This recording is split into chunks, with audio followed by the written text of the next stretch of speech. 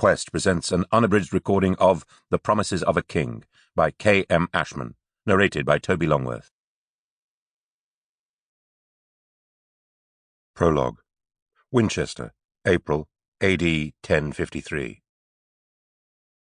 Earl Godwin of Wessex and his wife, Gaitha Thorkelsdottir, sat in the main hall of King Edward's residence in Winchester, attending a feast to celebrate Bishop Stigand's elevation to the position of the Archbishop of Canterbury.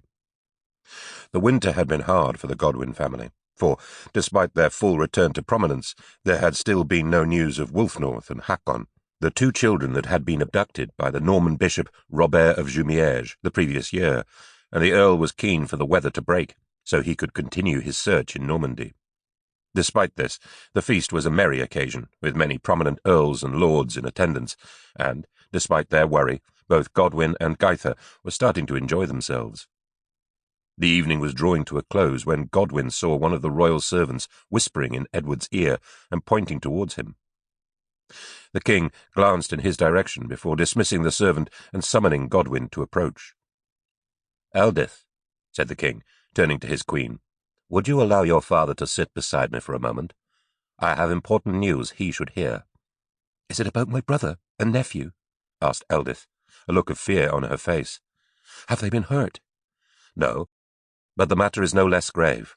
Let me speak to your father first, and then I will share the news with you." "Of course," said Eldith, and stood up as her father approached. "Your Grace," said Godwin, approaching the king. "You summoned me?" "I did," said the king. "Please, sit." Godwin sat beside the king and stared at Edward with concern. "Earl Godwin," said Edward, "I have just become aware of some very unpleasant news. Yesterday, a ship arrived from France. On that ship was a man called Owen of Hereford.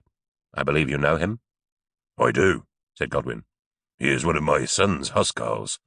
He joined Sweyn on his pilgrimage to Jerusalem last year. How is he back so soon?" "This man," continued the king, "is in a terrible state. Apparently, he and your son reached Jerusalem unharmed, but were attacked by brigands in a place called Lycia on their return journey. There is no easy way to say this, but if what this man is saying is true, then your son did not make it. Earl Sweyn was murdered, Earl Godwin. Your son is dead."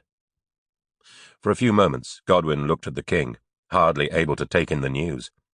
Slowly, he turned away and stared across at his wife on one of the side tables.